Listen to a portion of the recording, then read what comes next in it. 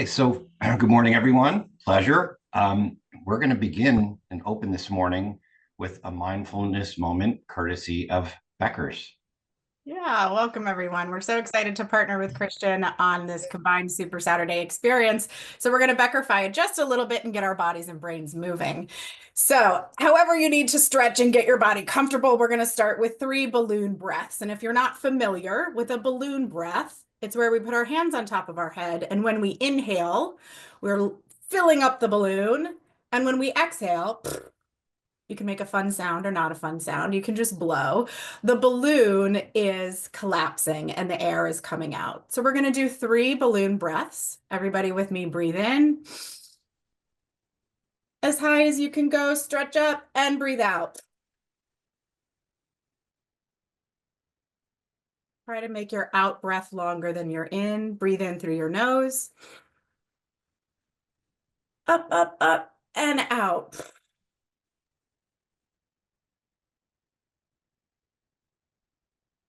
And last one, in through your nose. All the way up and out.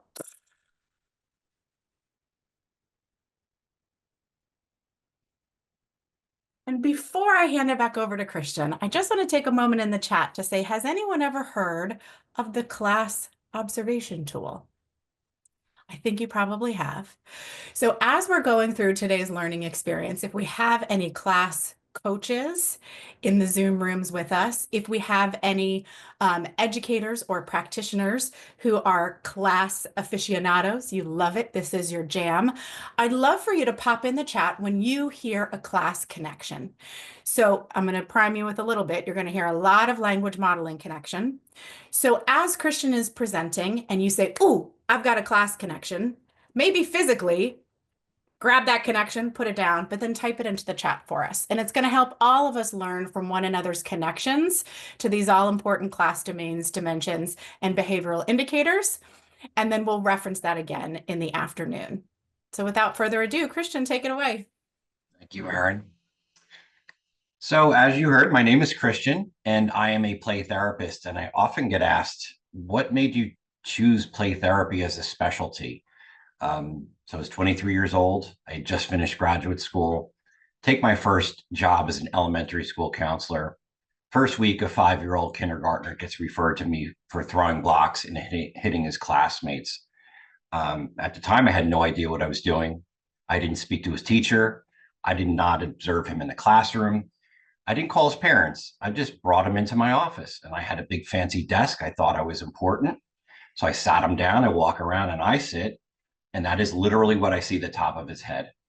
So I had to stand up and I say, "Why are you throwing blocks and hitting your friends?" And what do you all think he said?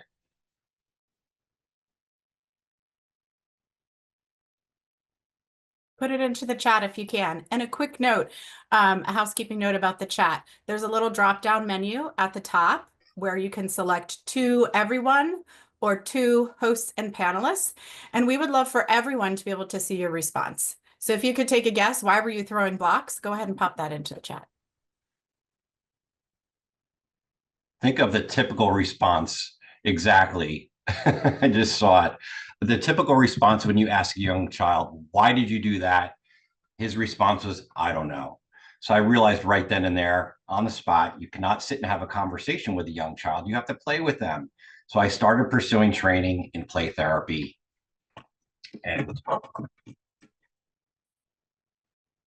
And my screen is frozen.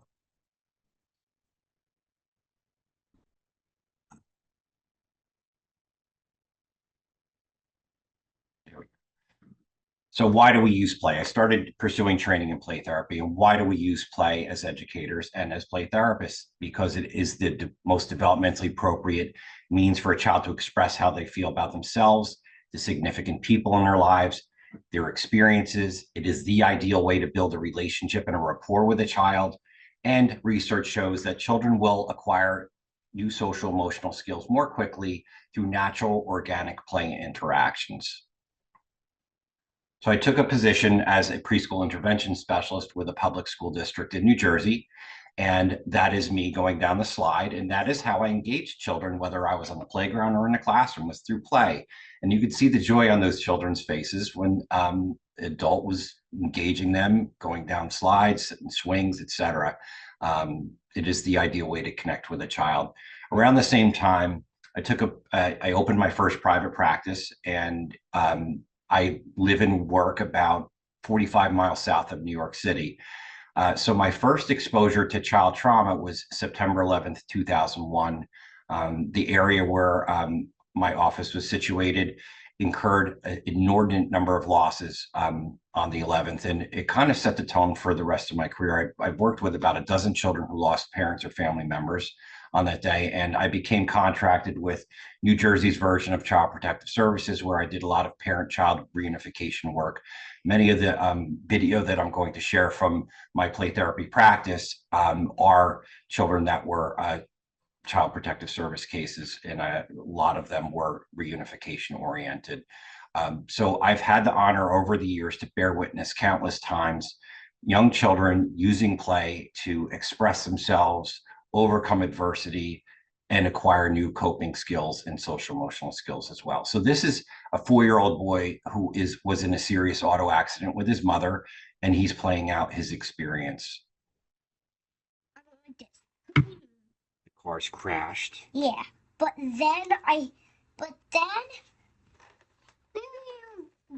this came by, and then the hospital guy got out, and then he got me out of the truck. He helped you get out of the Yeah. truck. Like this. I was this size. You were little. I was this size. You were a kid. Actually, no, I was a kid, but then I was this tall. A little bit taller. Yeah, like me. I am 4. You're taller now. Yeah, I'm this age. That's what happened to her truck, and then the ambulance came, and then they took me to the hospital, but then it was over. They gave me medicine. They to helped make you it numb. They helped you feel better. Yeah. That must have been very scary, But Mike. I'm okay. So the 4-year-old is reassuring the adults, I'm okay, I'm okay. Children are remarkable, and what their capacity for expression through play is really remarkable. This is another 4-year-old. Her name is Lucy, and her play is self-explanatory. Her mother was expecting a baby. Have a baby.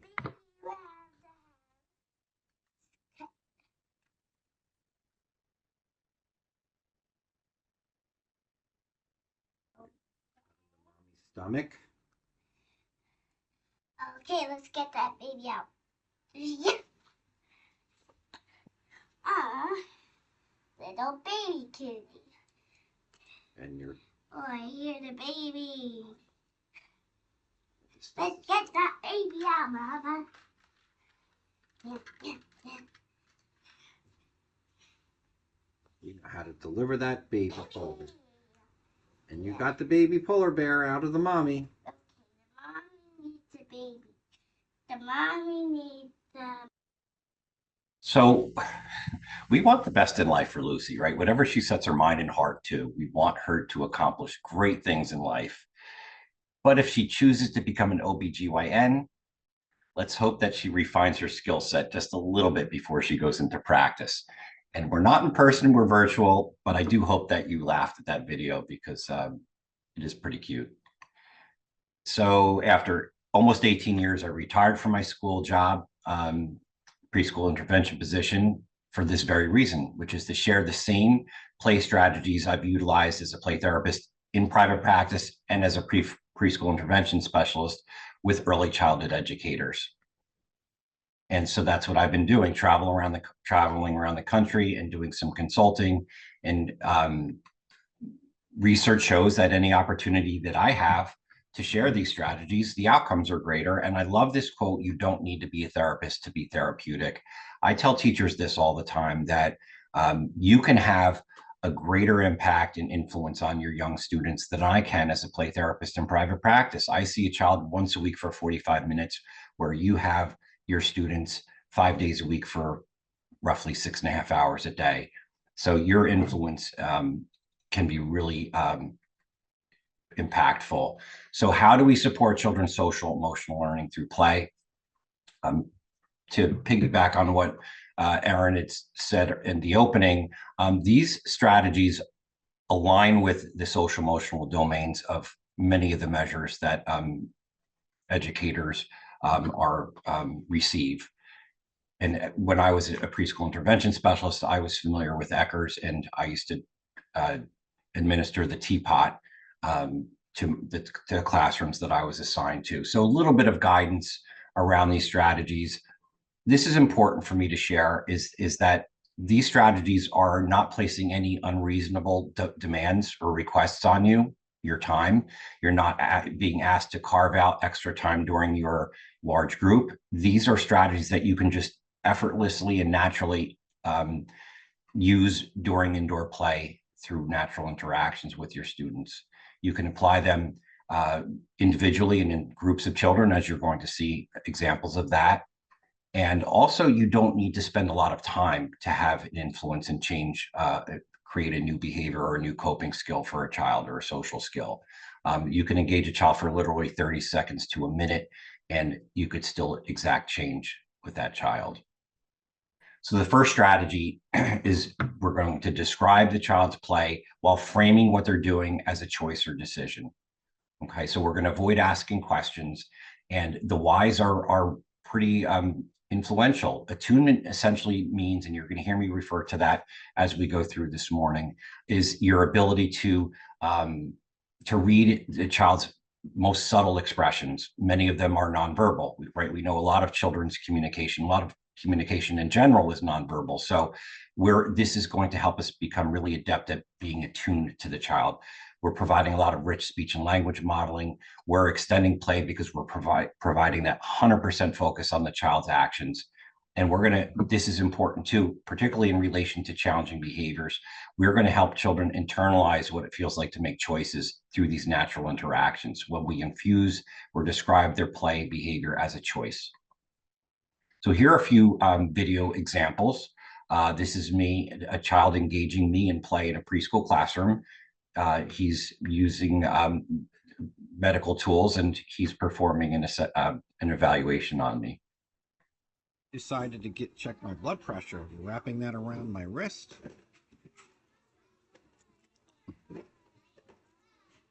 Trying to make it stay on there. I'd like to make it stay on. Oh, it's still coming off. You're trying so hard. Wow, you did it. You made it stay on. And you decided to squeeze it and check my blood pressure. You're squeezing it.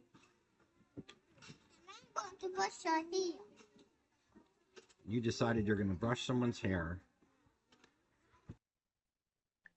So it seems simple. It requires some practice for many of us, just narrating the child's play, framing what they're doing as a choice or decision. This next clip is Becker's own Erin Murray is narrating or engaging this child in play. And so I'm going to play it and ask Erin to comment on what she sees and what her experience or learning process was here. Put the elephant on the brown ground. And you put the giraffe next to the people on the green one. Yeah. Mm-hmm. Oh. Looking for something else. You chose the white horse and the tiger and the goat. Goat? Yes, that's the goat. You put the goat behind the elephant. And you're trying hard to put the tiger next to the man. Yeah. Oh, you're going to move the man. You're trying so hard to put that tiger. You did it. You put the tiger on the green. So this is such a rich interaction, and so many things are happening in this very brief clip. So, Erin, comment on what you're seeing and your reaction to that. I don't know how long it's been since you've had an opportunity to see that. Yeah, well, it totally brought things back. And just for context, I first experienced Christian's book, Universal Play Therapy, in 2018 or 19. And at that point, I wasn't in the classroom full time anymore. I was coaching and consulting, but I was committed to finding a way to integrating these practices into my own professional practice and supporting others. So then I had an opportunity in 2021 to support a classroom in New Jersey for roughly 3.5 months.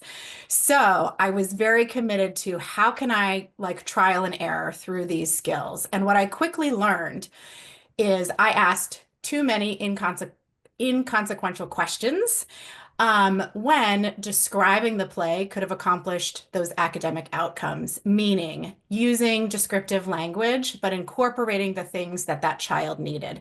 So this child did not yet have color identification, an understanding of positional language. So using that descriptive language was even more important for him. So there was a real big development that once I started practicing each of these, I had my own little ahas. So for this one, it was don't ask questions that you already know the answer to. Meaning, when the child is playing, don't ask, what color are you coloring with? What color is the base? What color is the horse? Instead, I can start describing. And then sure enough, children would pick up on my speech and language behaviors, and they would often describe their own things. And they would say, yeah, I picked up the yellow banana, and only because they were hearing me say it so many different times. So that was connected to that one, Christian, a quick aha. Yeah. And as far as choice, infusing choice into the child's play, what was your experience with that, and how did you see children start to internalize that sense of choice? Yes. Well, because previously I had used choice, usually in limit setting, meaning you chose to do this. If you choose to do that again, this is what's going to happen. And it was usually in the limit setting context. And children weren't as receptive because I was using choice only in this like corrective behavior way. You chose to do this, so this is the consequence. So when I started using choice and you chose and you decided to over and over, just in these play contexts, then when I used you chose in a limit setting or a behavioral redirection strategy, then they were more responsive to me. So that was also a really big light bulb. Yeah, they will internalize choice. And another um, benefit or what adds to the richness of this interaction is that you're establishing a rapport, really connecting with that child because you're providing 100% focused attention, which children crave. And it means the world to them. So that is how you build a relationship, is just engaging a child in play, following their lead, right? Child-led play, and infusing these strategies. Another thing that you did was acknowledge the child's effort when he was trying to get one of the animals on that base. So that is a strategy also that you're going to hear moving forward this morning, is how important it is to acknowledge a child's effort when they're challenged by a task. So you're going to see that as a distinct strategy also this morning. This is also very common, right? When a child we're engaging a child in play, pretend play. It's very, very common for a child to invite you to engage with them and participate in their play. So what we want to do in that situation is not to assume any intent on what the child would like to do. We seek their direction. So think of yourself as an actor in a child's play. The child is the director. And so you're going to seek their direction explicitly. I have an opportunity occasionally to videotape some sessions. And so these pictures are from a session that I held recently with a child. And he'd like to create this game called Family, and he would assume the role of the mom. He would assign me the role of the dad. So he told me, you're the dad and you're going to mow the lawn. So that is me in the top mowing the lawn with the stroller. And then after a few minutes of mowing the lawn, he said, you're tired from mowing the lawn. You need to take a nap. So I'm seeking his direction. And this is so empowering for a child to have that level of control in an interaction with an adult. It's something that's pretty unique, right? Children don't have that level of control in the real world at home. But in the classroom, it's an ideal opportunity to empower them with that sense of control. Really important for children who've been exposed to adversity, as you're going to see, the element of control is foundational to supporting children. So this is a preschool classroom. A child approaches me, engages me. She hands me what you're going to see is a tortilla. She calls it a taco. I do not correct her. It's irrelevant. It's not important that she's wrong or correcting her rather. What's important is that she's just engaging me, right? So but what I don't do again is I don't assume her intent, because she hands me that tortilla or taco, and if I just picked it up and ate it, what if she said, no, that's not for you to eat. You're the dad. You need to feed the baby with that. So I just simply ask her, what should I do with this? And you're gonna hear her. So affording her that level of control, very empowering. If you want to make me lunch, I'll have it. Sure. Oh, thank you. What should I do with this?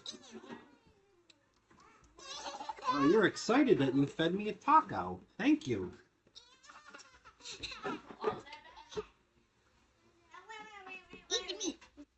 Thank you. You think it's funny that I ate a whole chicken? Thank you for the yellow plate.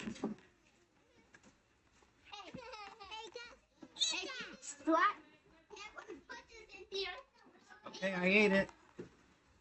You're giving me a big piece of bread to eat? You guys are having fun feeding me this food.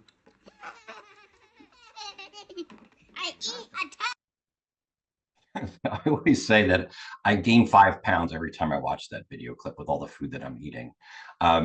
But yeah, so just seeking direction, and you could see that the adult attention and adult engagement drew in 2 or 3 other children right into that interaction. And you also saw me infuse some learning concepts, right? I didn't ask what color is this plate. I just named the color of the plate. Thank you for the yellow plate. I also infused affect identification, right? Naming feelings. I acknowledged that they were having fun. So these are all these natural, organic opportunities to infuse all these concepts into our interactions with children. Next, we want to practice what we call co-regulation, right? And so this is where that attunement piece comes in. And this is why describing play is also beneficial, because we are not worrying about asking questions, but just focusing on the child's play behavior. And that enables us to become more attuned to the child's subtle expression. So what we're doing is naming a child's feelings by describing their facial expression, their body language, and inflections in their tone of voice, right? Very subtle changes in their tone of voice. And that's important because from a neuro perspective, young children don't have the ability to cope with strong feelings independently. They require a supportive, attuned adult, i.e. us, to help them learn to cope with strong feelings. So this is a boy named Tristan. I don't show his face, but I'm going to describe his facial expression. And you may hear off camera, his sister was in the playroom, and so I prompt or cue her to name her brother's feeling. So I'll play it and then I'll comment a little bit further. Tristan's arms are folded, and he's got a frown. He looks mad. He wants to play with that phone too. He's mad because he doesn't want to wait. So that's it. Your arms are folded. You've got a frown. And so it would have been fine for me to co-regulate Tristan and to name his feeling, but I paused and what I wanted was his sister to do that. Why? Because children are naturally, by nature, they're egocentric and self-centered, and it's all about how they are feeling. So what I want to do is, that is always my goal in a classroom as well. I want children interacting. I want them reading each other's feeling states. So that's what she did. She said, he's mad. So let's imagine I'm on a playground, outdoor gross motor. There's a child crying, sitting against the fence crying. I'll find the nearest child or the child who needs to learn this skill the most, and I'll say, come with me. Look at her face. How is she feeling? He has to look at her face. She's sad. What could you do to make her feel better? So we prompt and scaffold. If he doesn't have a solution, We give the child the language. Ask, say, will you play with me? Child says, will you play with me? She says yes. And then we use descriptive praise. You asked your friend to play with you. Look at her face. She's smiling. She's happy. That was very kind of you to ask her to play. Right. So these are the kinds of interactions that we want to facilitate throughout the day with children. This is a definition of co-regulation. When a child's feelings are acknowledged and accepted by a supportive adult, they are experienced with less intensity by the child. And I see there's a hand raised. So is there a question? I'd like to see if I can get to it.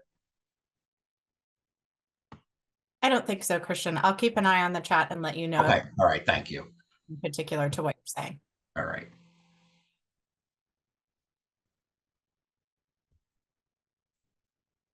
So this is Tristan again, and he is trying to get firefighters to sit in these chairs in the firehouse. Gripping that chair. Trying to get the firefighter to stay in the chair. He did it. Moving the chair again. It's a lot of work to make these firefighters sit the way you want them to. Oh, How you do that's it? making you feel frustrated. No. Oh, How you do it? in here you get to keep trying. You sounded like you were frustrated, making you a little bit mad. Because they're falling. They're making you mad because they're falling. And you want them to sit. Yeah, but I want them to sit. You really want them to sit. It's making you mad that they're not sitting the way you want them to. So please respond in the chat. What was Tristan's response to my naming his feeling as frustrated, and why did he say no? Why do you think he said no?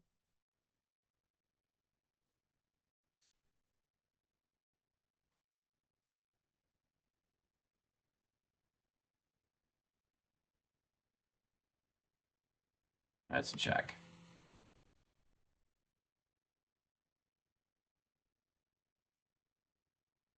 So why did Tristan say no?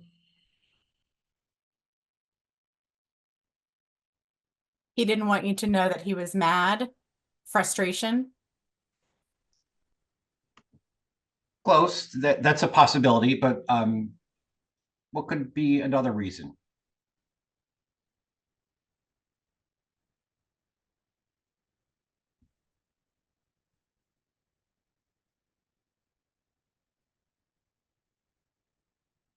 He saw the action as a challenge for him. Julius. Yes, exactly. So he was challenged by the task, and that is a strategy that I'm going to share a little bit later after limit setting. But he did not know the vocabulary yet for frustrated. And this is where young children start, right? They start with the basic general feelings of sad, mad, happy. And this is the beauty of doing this through play, is that he is experiencing the physiological manifestation of frustration, right? Feeling that tightness in his chest, the feeling in his tummy, maybe the blood rushing to his face or in his hands. And so that is the ideal way for a child to expand their feelings vocabulary and internalize new feelings and expand their understanding of their feelings, is through play, right? So the more times that he experiences frustration through play, and that it is named as frustration, he's going to internalize that feeling more quickly, right? So play is the ideal way to do that.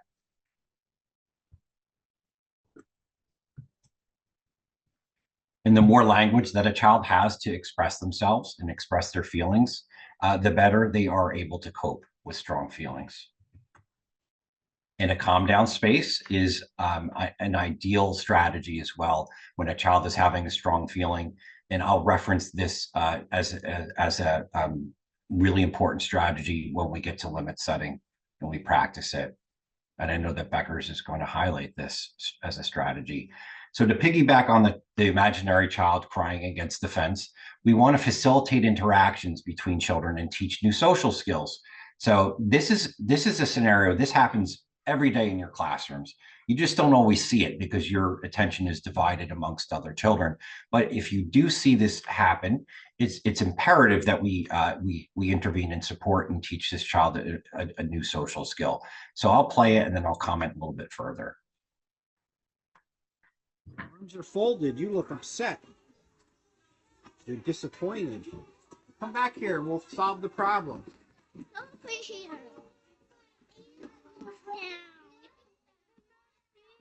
Oh, you're upset because he's not sharing. And that's why your arms are folded. Come back here. Come back here. We'll solve the problem. Come here. So I harassed this child and chased him around the classroom. But it was important because if you think about that behavior or that reaction from that child in the context of challenging behavior. So he may have responded any number of ways if I hadn't seen him dysregulated. He might have run out of the classroom. He may have knocked items off of a shelf. He may have hit another child as a result of his frustration. He may have hit you, the teacher. In a lot of, when I was a preschool intervention specialist and, in consulting with a teacher around a challenging behavior, and I'd often ask, well, what happened just before the child kicked you in the shin? And the response might be, well, nothing. Well, you may have not seen what preempted the child kicking you in the shin. So there's almost always a precursor or a precipitant of a challenging behavior. We just may not always see it. So I guided this child through this problem-solving process. And cognitively, he did not need visuals. So I guided him verbally. And the first thing you saw me do was I described co-regulated, right? I described what I saw. Your arms are folded. You look upset, disappointed. Then we identified the problem. And he said he won't share, if you heard that. And then we identify a solution. What is the new skill we need to teach? Brought him back to his friend, his classmate, and prompted him to ask, can I play with you? He used his language, asked his classmate to play with him, and the child said yes. So this is the descriptive, this is a very short clip, but this is the descriptive praise statement that I used to end this interaction. And this is important because you're going to hear me use the word choice twice. Remember the importance of choices. Right, so this is my statement. You guys chose to share all those animals. What a great choice you made. Right, that's descriptive praise. You chose to share all those animals. What a great choice you made. So we are empowering children with that sense of agency that their behavior involves making choices, and we're doing this throughout the day in all these different types of interactions. This is, I actually am consulting this year for the school district that I was with for almost 18 years. And so this is a recent interaction that I had that I caught on, and this happens another scenario that is very common in your classroom. And so my goal here was not to set limits on the child who became upset and threw the magnet tiles. My goal was to have them interact and facilitate social skill building. So this is what happened. Your friend's trying to make the train longer. You're trying to make them stick together. Whoa. Oh, there you go. I see one on top and one is inside. Yeah.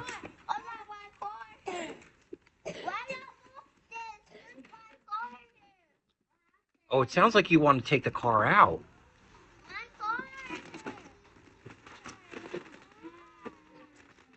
Your car is inside and you wanted it. Oh.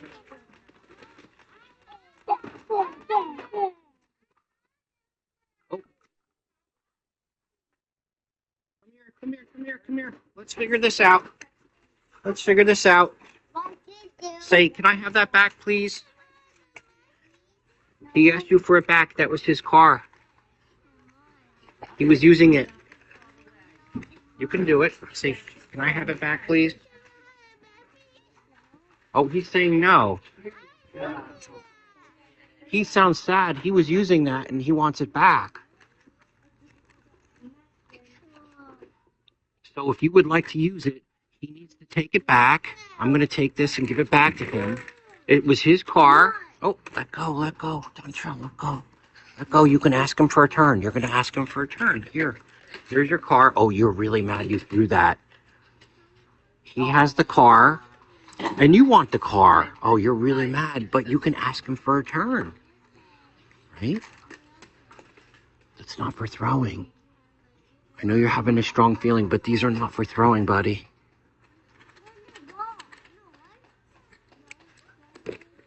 Oh, you tossed your dog. You don't want to toss your dog. Yeah. Yeah.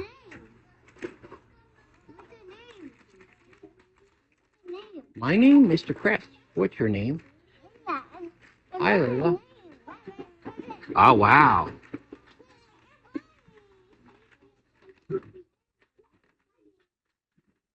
Looks like you decided to keep playing.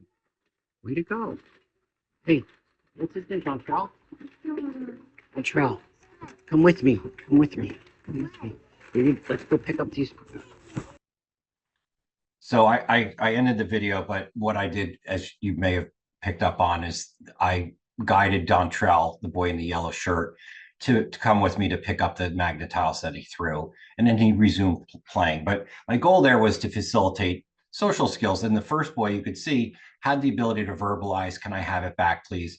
And this was the first interaction that I had with these children. And so I didn't have a relationship. I didn't really know them very well or at all at that point.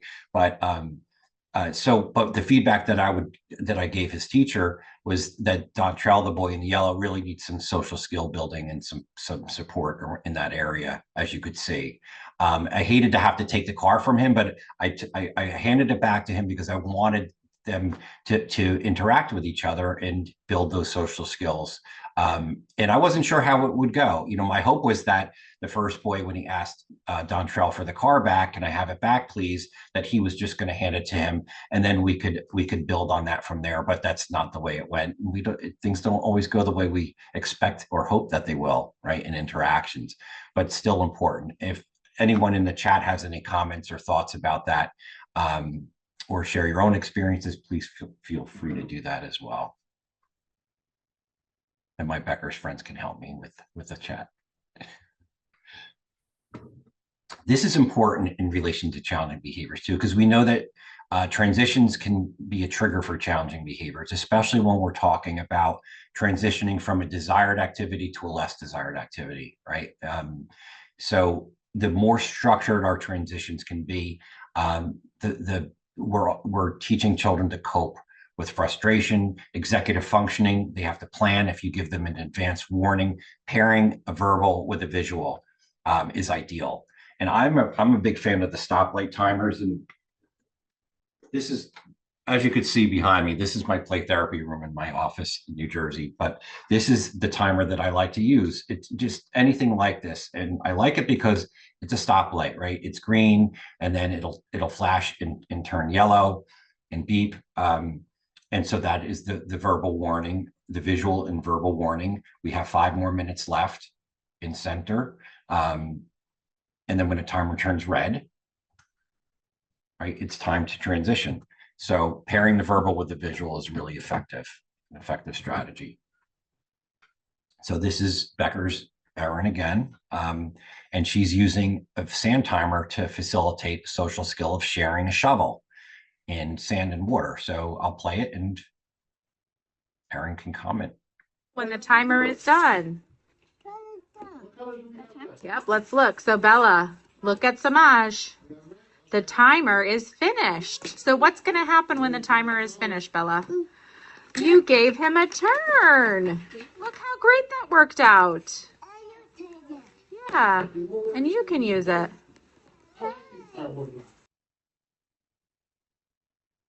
So that was I think this is such an effective way to teach a new social skill is the use of a timer. So Erin, comment on your experience of using timers in that fashion. Yeah, with that group and others, I learned to have my social solution tools right in every learning center or interest area. So that was the science and sensory area of that classroom. And there was a little basket right in each area that had a timer, that had the printed set of solution cards, and then some other tools, things to write with. But that way, embedded in every center, it could be right there. So whether I was in any place throughout the room and I saw an opportunity to teach or follow up in play what we were teaching during morning meeting time and during group time, that's why it was always like right at our fingertips. Wonderful.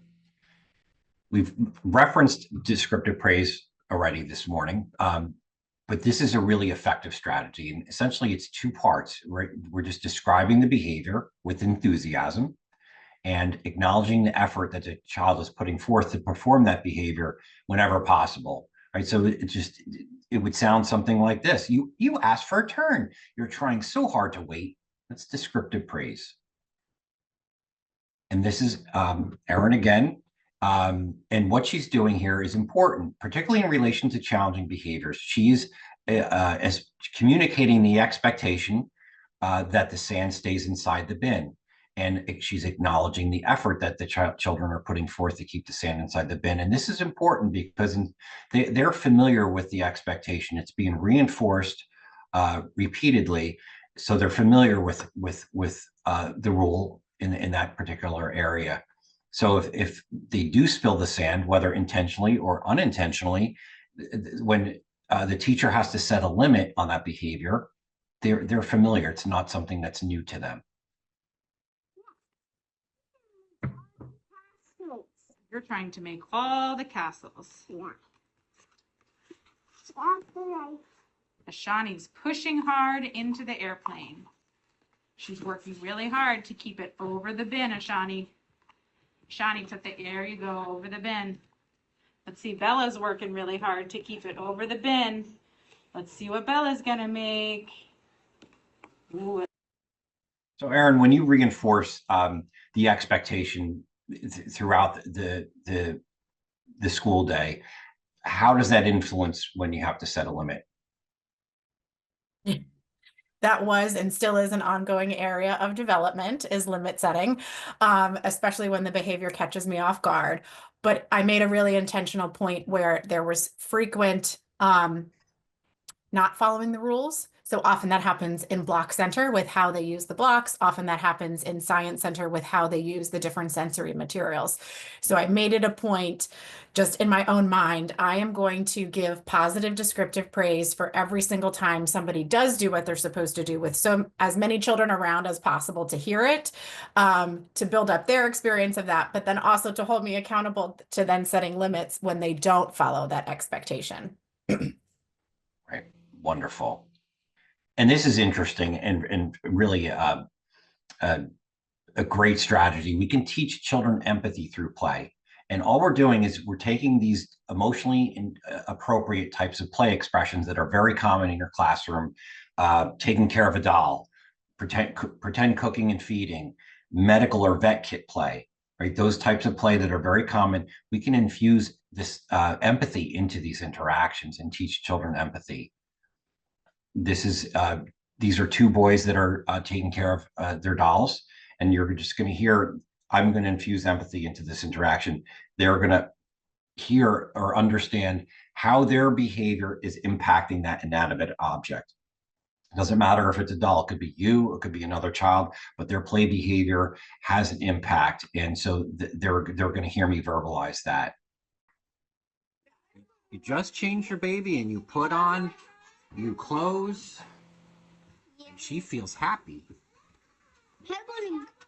She's happy too. Oh, and your baby's happy too. You can see your baby smiling. Right, so that second boy pointed to the smile on his doll's face. He's happy too. Your baby is smiling. Right. So that is how we can teach empathy. And there's interesting neuro research around this as well. If we had brain scans on those two boys the parts of their brain associated with empathy and social skills would have been lit green. And what does that mean? Those new synaptic connections are being formed. One interaction isn't going to generally make that type of a change. It is cumulative over time. The more opportunities you have to infuse empathy into play interactions, they're going to internalize that sense of empathy. So I've mentioned how important control, the sense of control, is in relation to challenging behavior. So we're going to get into it. Really important strategy. So this is the spring of the last year that I was in my school-based position. And this child is clearly, this is very common. He's blatantly refusing to just go down the stairs with his classmates, right? And it's a behavior that frustrates the heck out of us teachers, right? Why won't you just go down the stairs with your class? It's not a big ask. It's not a big deal. Just get online with your classmates. Well, a little bit of context. This boy was in his second foster care placement in 6 months. He was being bused 1 hour each way to school. So talk about PBS, setting events. By the time he got to school, he was exhausted. He was hungry. He was not ready to benefit from any learning opportunities that were going to be provided to him. And then you throw in trauma and the emotional piece of, I feel abandoned, unwanted, rejected, unloved. I'm a bad kid. And so what is he doing? He is desperately seeking control through his behavior because he has no control over his life. So so much of my career has been devoted to children exposed to adversity. And this is the lens that I see a lot of behavior through, is that how is this child seeking control through his behavior or her behavior, and how can we support or empower children with a sense of control? The limit setting approach does that, which we're getting to. But this teacher, what I would recommend are things like, because she knows that this child is challenging, and this is not just a one-off, right? Very common for him to seek control through his behavior. Before they leave the classroom, if you choose to walk with your classmates, you're choosing to get the iPad first when we get back to class, or give him a special role, door holder or line leader, something to make him feel special, right? So those are just two strategies that I would have recommended for that teacher to support that child. And that brings us to, how do we support a child like that? Well, we need to set limits. So in one word, it's a behavior management strategy that uses a choice and natural consequence. So how is this developmentally appropriate? By age 3, most children have developed the ability to distinguish between two choices. And you'll know that because as we've been sharing, you're infusing the sense of choice throughout the day. And you can give children developmentally appropriate choices as well. You can choose to sit on the orange fish or the green fish. Where do you choose to sit? Right? You can choose dramatic play or blocks. Where do you choose to play? So you'll know that whether your students are at that level, a cognitive level, to respond to this approach. And you're going to see how we're going to infuse teaching a new social skill in this strategy as well. And the internal locus control is just a fancy psychological word for a sense of responsibility. I have control over my behavior. I make choices. So these are the behaviors that warrant setting limits: physical aggression, obviously anything potentially dangerous, rough use of toys. And then prohibited behaviors during play are rules that you're going to have in your classroom, particularly, for example, sand and water stay in their respective bins, right? Those are behaviors that you saw Erin reinforcing, the children keeping the sand inside the bin, right? So that's that expectation, so that if the sand does get spilled or water gets spilled, you're going to set a limit. And the beauty of doing this through play is that the child is more regulated. One of the classic definitions of play is that it's innately pleasurable for children, right? It's self-initiated and motivating for a child. And so they're having fun. They're going to generally be more regulated, so you can set limits, and they're going to be more responsive. They've already internalized choice, right, for reasons that we've described. And they're going to be motivated to continue that activity because they are going to want to continue to use that item or remain in that play center. And then it also makes natural consequences more intuitive for you, the teacher, and you're going to see how that works. So this is the the approach that I use, and it's influenced by play therapy theory and practice. And you're going to see, I'm going to read it so you get the sense of what the language sounds like. Christian, you're frustrated. You want the toy, but you hit your friend. You can ask for a turn instead. If you choose to hit your friend again, you'll need to choose another area to play.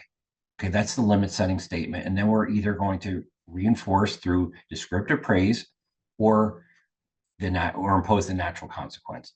You asked for a turn, or you chose to hit your friend again, so you need to choose another area to play.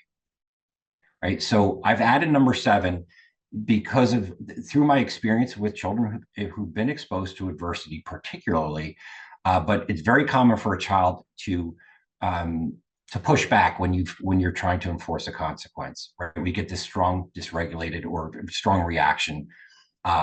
So return responsibility back to the child. Give them a sense of control. Give them a new choice. Right. So you've had to enforce the consequence.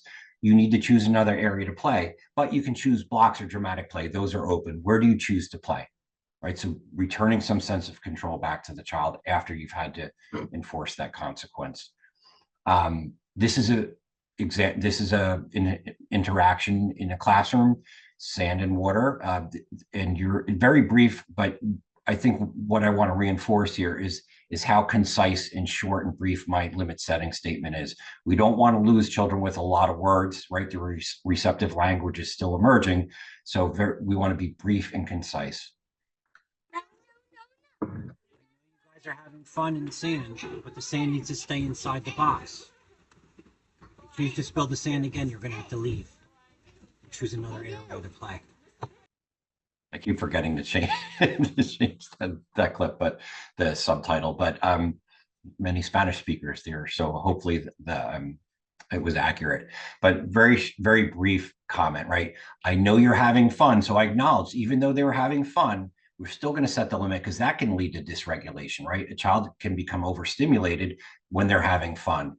So still co-regulating. I know you're having fun, acknowledging that, but the sand needs to stay inside the box. If you choose to spill the sand again, you're going to have to leave and choose another area to play.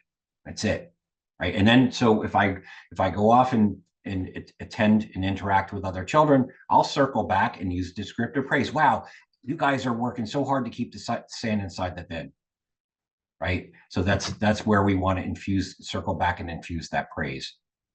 This is Ernie. And I realize you don't have foam swords in your classrooms, but what I'm going to ask of you is pay attention to my tone of voice here and how co-regulating I remain when he hits me with the sword. Like this? Yeah, that one on Ninja too. He has the sides.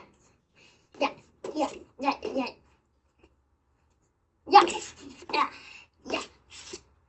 Ernie, you hit me on the hand with the sword. Just the swords can hit.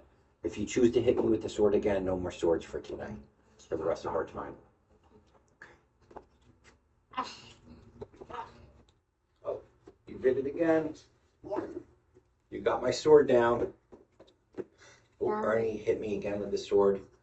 So no more swords for the rest of our time. You look really disappointed right now. You'll get a chance to use the swords next time.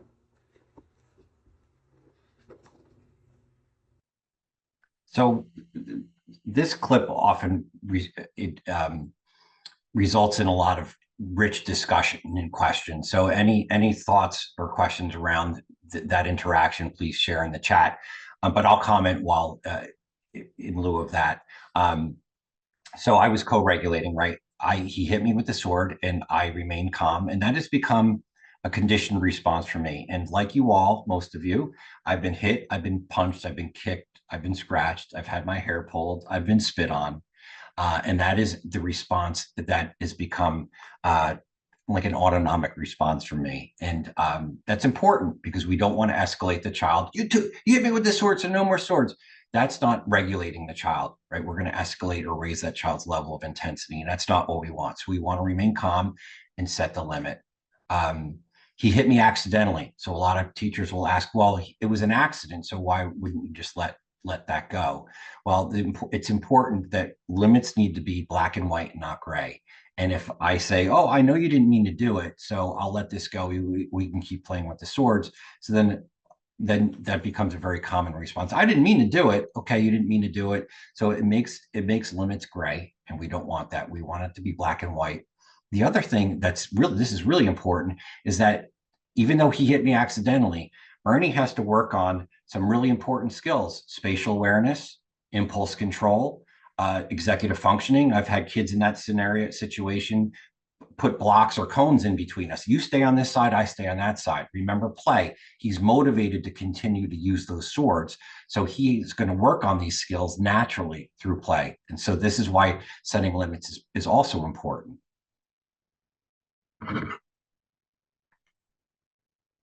Regulation depends on a gentle tone of voice and consistent, predictable interactions by patient, safe adults. This is a recent interaction that I caught, a teacher setting limits with a child who was tossing blocks. So I'll play it and then we'll comment.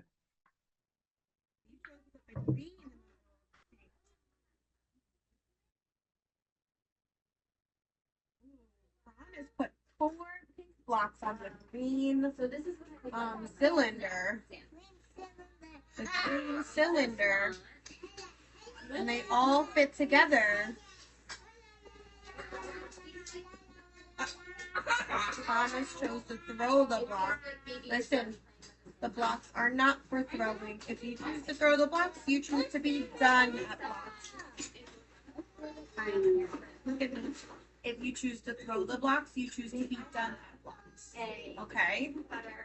Thank you. Yes, we can build.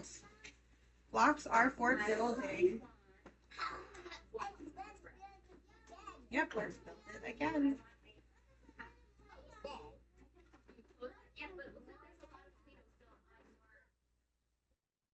So Erin, you and I talked about this clip yesterday, and share your thoughts. The one thing that the strength of what she did there was that she ensured the child's had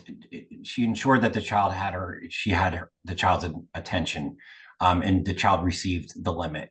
But what was your thought that you wanted to share on that interaction? Well, first I wanted to bring in some comments that have been coming in throughout. Sure. Around what do you do when the child's behavior immediately, like not in the process of limit setting or not throughout, but it immediately got aggressive and someone got hurt? Because like you mentioned, it was a foam sword and you didn't actually get hurt. And in this one with the blocks, she's setting a limit, but no one got hurt right away. And I think I know your answer, which is you respond in the same manner, whether like it doesn't matter the level of intensity, and that's part of controlling yourself. But maybe you could help us triage that whole, what do you do immediately if the child's action is so aggressive that someone's hurt and you need to address that? Yeah, well, I think your first priority is to attend to the child who's been injured, and if you can infuse empathy, look at your friend. She's crying. You threw the block and you hit her. She's hurt. So infusing empathy or the understanding that your behavior impacted your classmate. I think that's important. Acknowledge, and then we need to get that child regulated. Right, that's important. We need to regulate that child. Bruce Perry, famous quote: "You have to regulate before you reason with a child." Right? You cannot engage a child in problem solving or any type of verbal interaction while the child is dysregulated. So we need to get that child regulated. Another very common question is, well, what if Ernie reacted what if he had trouble accepting that consequence? Well, my response to that is Ernie used to, right? Ernie, this is a child that's been exposed to a lot of adversity, and it took a lot of work. Initially, he would become very dysregulated. The only way you're going to get a child to respond the way Ernie did, was not happy, but he accepted the limit, right? It was because my responses were so consistent and so familiar to him that there was no surprise. in my interaction with Ernie, I was always very co-regulating, and the foundation of all of this is the relationship that you're establishing with the child. If you have to create a feeling of safety and trust between yourself and the child in order for them to respond and accept a consequence. Is there anything that you're thinking that I? Well, yeah, so there were some comments coming in. So great, you're trying it for the first time. And what do you do when when he used to respond badly, when he used to then kick something or throw something else in the room because you set that limit? What do you do when it makes them more upset?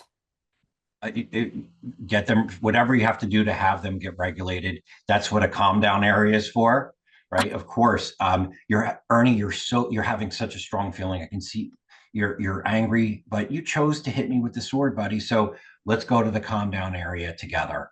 And that's where the relationship, you're building that relationship as well is, and I'm looking forward to your portion of this morning and learning all about calm down spaces and how to use them effectively. But that's important, right? You don't want to be harsh or punitive. You have to remain calm and co-regulating and supportive.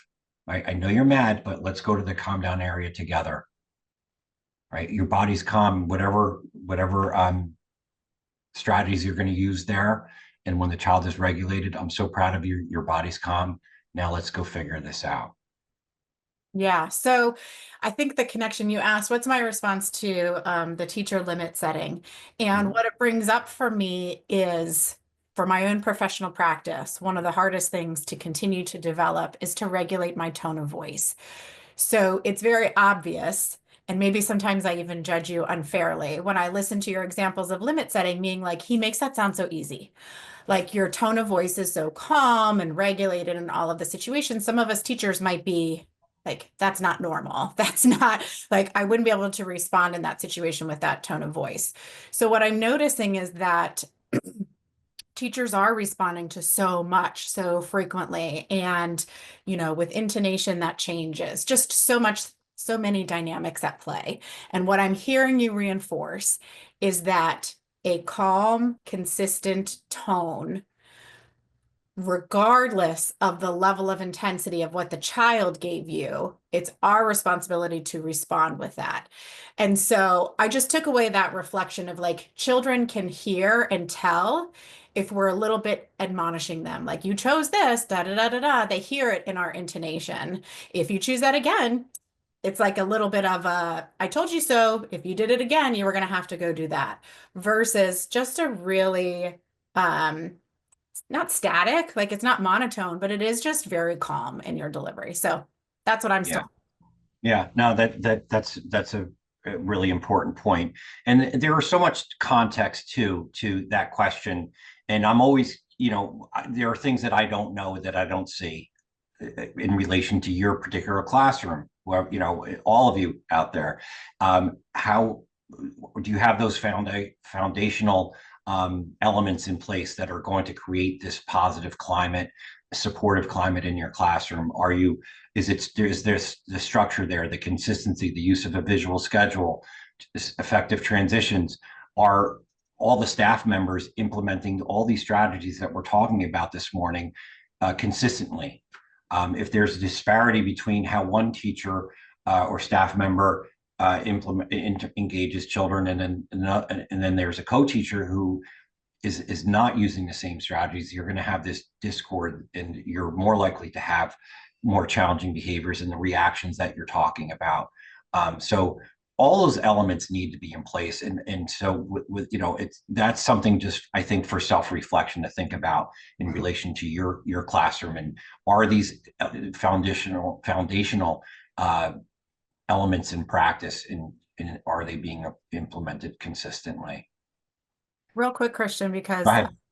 a couple different people, was what's the next phrase after what's not allowed? So I think in the teacher example, toys are not for throwing. What's the next statement in what you can do with the toys, or the positive reframe? You want to try to let's say the child is using blocks, right? the blocks need to stay on the floor. Tell the child what the expectation is. The blocks need to stay on the floor. If you choose to throw the blocks again, you're choosing to leave the block area, right? So you want to stay building, you can stack the blocks. They can give choices of what they can do with that, but then you're consistent with what the limit is. exactly. This is Zachary, and this is a child that many of you see. This is a child who was exposed to severe domestic violence, and so he had a father who was very harsh and punitive, and so he was belittled and put down anytime he did something wrong. If he breathed wrong, he was reprimanded. And so what did that look like in the classroom? Anytime that Zachary perceived a teacher correcting him in some way, even if it was supportive, it was a threat to his sense of self. I'm a bad kid. I never do anything right. I'm always wrong. And so that was that defensive reaction because it was a threat to his sense of self. So this is a really powerful interaction that I'm grateful that I was able to catch this because I video very few interactions in classrooms and in play therapy, but this is a really powerful moment for him, and I'm going to play it and then I'll comment. Zachary, remember that I told you that the fire was not for slamming? Another piece broke off. Only one. You chose to slam it a second time, so no more fire for today. Why? Because that's the rule. You chose to slam it twice. Just one. Two pieces are broken off now because you chose to slam it and the piece broke off. So no more fire for today.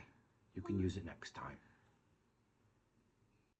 I don't really want to. I know you look a little disappointed and you're a little sad, but you'll get to use it next time. You're not in trouble. Just no more fire for today. You can keep playing with all the other toys, just not the fire.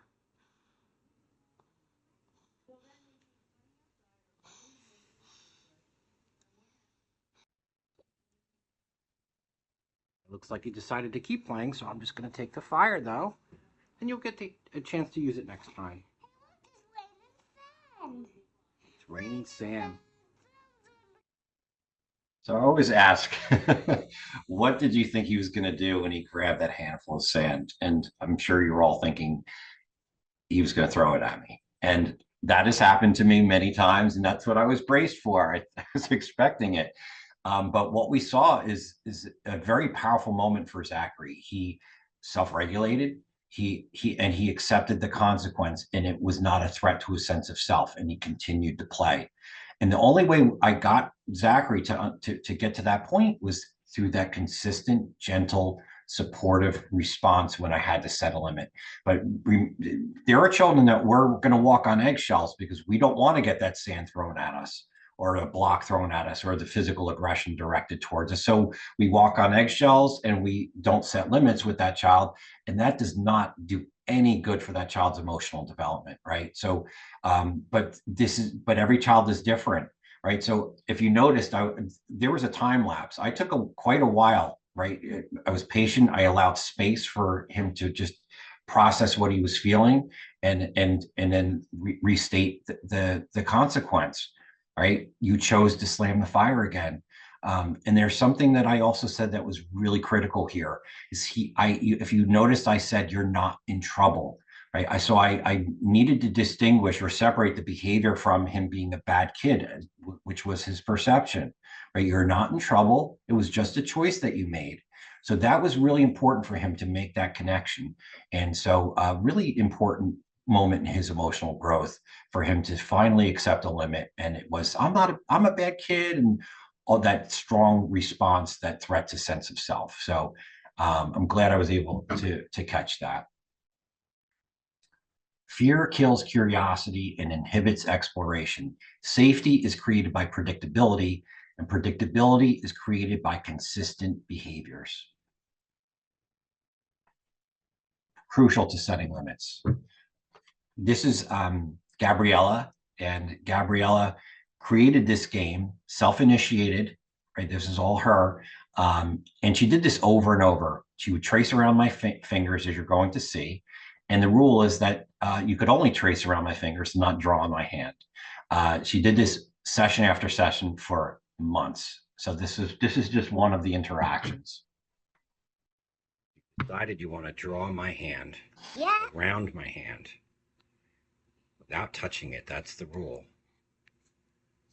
Around my thumb, going around the other finger, and again, going around all my fingers to the other side. And now you're going to, Gabriella, you just wrote on my hand. I'm not for writing on.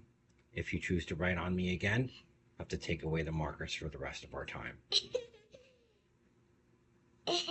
I know you're having fun, but I'm not for writing on. Black. Okay, you chose black this time. Took the cap off. And you wrote on my hand again. Gabriella, you chose to write on my hand again, so I have to take away the markers for the rest of our time. You'll get a chance to use them next time. But you want me to know that you won't do it again, but you chose to write on me again. So no more markers for today, but you'll get a chance next time. I know you want to keep playing with the markers, but you need to take them away. All right, let's open up the chat here. Why would Gabriella intentionally write on my hand over and over and over? What are your thoughts? Yeah, so let's start there because there was, I think, other stuff to describe and acknowledge of what was happening. But let's start at that question. Why would a child want to draw on your hand or write on your hand repeatedly? Why might they be doing that? To challenge you, push limits, take your attention and test you, All of those, yes. test boundaries.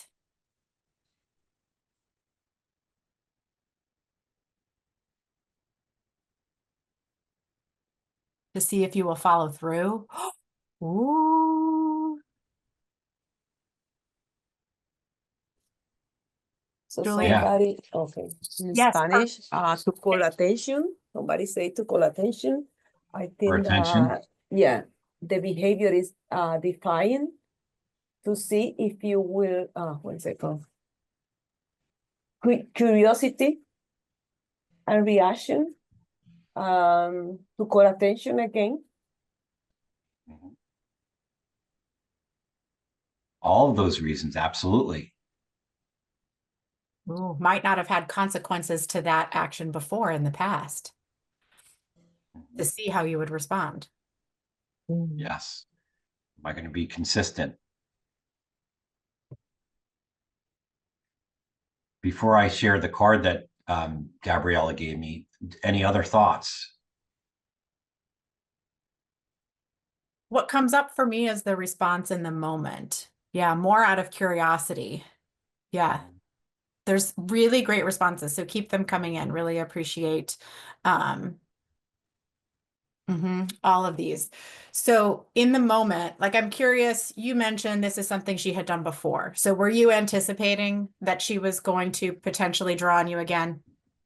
It became our routine almost. At some point in every session, she would create this game. She would carve out 2, 3, 4, 5 minutes, and we would do this. And without exception, she always drew on my hand. And so some of these attention responses to get attention, I know we frequently in the field reframe attention seeking as connection seeking. And I think that might be what you're coming to is the connection she was seeking with you. 100%. There is a relational component to setting limits that I think often doesn't get acknowledged or truly appreciated. Is how connecting and attachment building setting limits actually is for children. And that leads me to the card that she gave me. The last time I saw Gabriella, our last session, she made this card for me. She drew a picture of a cat, and we wrote our names in crayon above. On the inside, she wrote, "I love you because you keep me safe." Right? How powerful is that? Gabriella was in foster care. She was severely neglected right? Birth through 3 or 4 years old. I believe she was 4.5 there.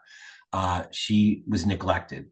She didn't know what it felt like to have limits or expectations placed on her.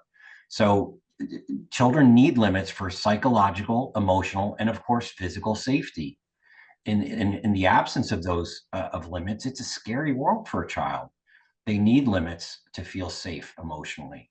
So really important to set limits, and you're not damaging a relationship with a child when you set limits. You're actually building a relationship. It's just a matter of how are you setting the limit, and are you using these strategies? For our physiology to calm down, heal, and grow, children need a feeling of safety. No doctor can write a prescription for love. I just need to share. I'm so struck by what a relief it must have felt like for Gabriella in that moment, that she was hoping you would set that limit again and again. And for this grown up to respond with consistency had to be such a relief. That is big stuff. Yeah, really powerful. And I have a second clip, but I want to make sure that we get to everything that we were planning this morning. But the second clip, she is apologizing. She says, "I won't do it again," and it's just still part of that playful interaction, because she didn't want me to give her a second chance, right? But she's using those. She's trying to pull that card, but she's actually giggling as she's saying, "I won't do it again." But she wanted me to follow through and remain consistent, really important. So now we're going to have some fun, and we're going to practice setting limits with Christine Murray. So I need to move over here, and what I'm going to do, I need to just rearrange a few things really quick.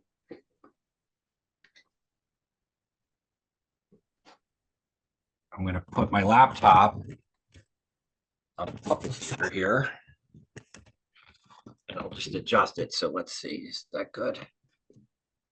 Yes, that's great. We can see your table. Is that good? Yep. And you can hear me. Yep. Okay, so what I have here on the table are an assortment of some toys and materials, and I'm going to engage in play, and Christine is going to set limits on my behavior. Okay, so first we're going to start with blocks. So I have some blocks here, and I'm going to stack them.